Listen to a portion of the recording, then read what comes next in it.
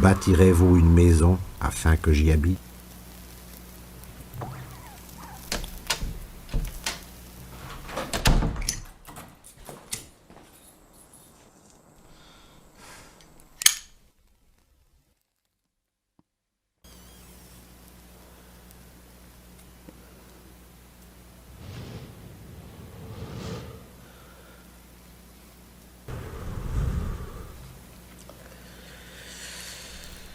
Voici ce que dit le Seigneur des armées. Je vous ai choisi lorsque vous meniez paître le troupeau de moutons, afin que vous fussiez le chef de mon peuple d'Israël.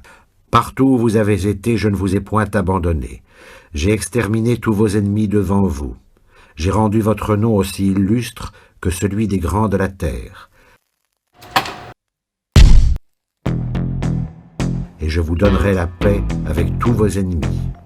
De plus, le Seigneur vous promet qu'il fera votre maison.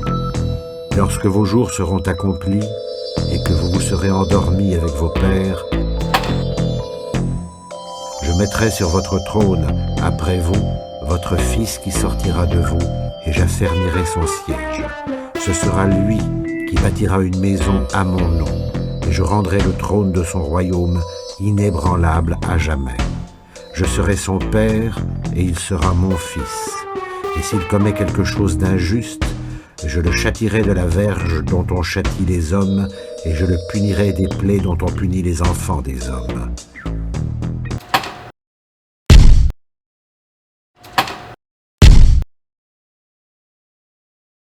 Votre maison sera stable.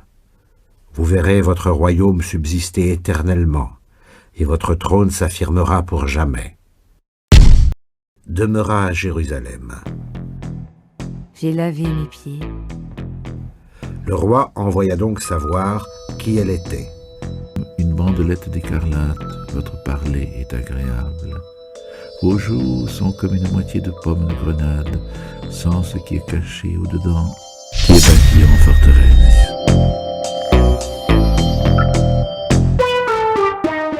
Avec les autres officiers, et n'alla point en sa maison.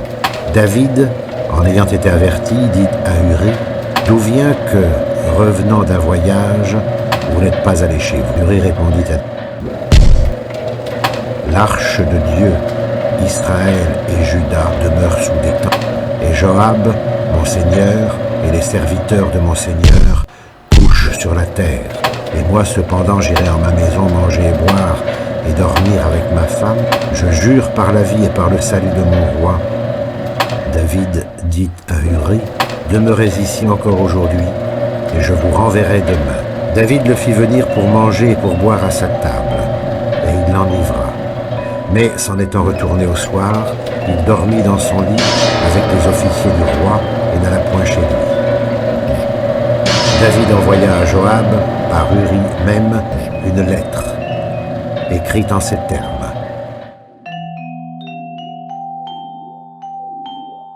À Joab, par Uri même, une lettre, écrite en ces termes.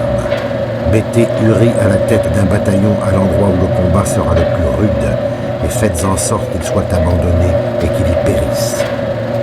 Vis-à-vis de lieu où ils savaient qu'étaient les plus vaillants hommes, les assiégés ayant fait une sortie, chargèrent Joab et tuèrent quelques-uns des gens de David, entre lesquels Uri était un. Aussitôt, Joab envoya à David pour lui faire savoir tout ce qui s'était passé dans le camp. Elle lui enfanta un fils, Nathan vers David. Le Seigneur envoya donc Nathan vers David.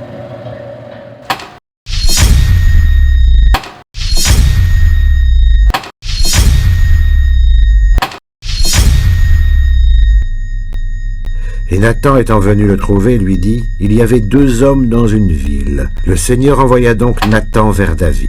Le riche avait un grand nombre de brebis et de bœufs.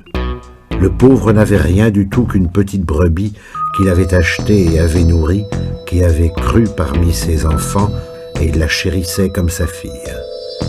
Un étranger était venu voir le riche. Celui-ci ne voulait point toucher à ses brebis ni à ses œufs, mais il prit la brebis du pauvre homme. David et ne me répondit point. Les gardes qui font le tour de la ville m'ont rencontré. Ils m'ont frappé et blessé. Ceux qui gardent les murailles m'ont ôté mon manteau. Je vous conjure, ô filles de Jérusalem, si vous trouvez mon bien-aimé, de lui dire que je languis d'amour. Sa tête est comme un or très pur.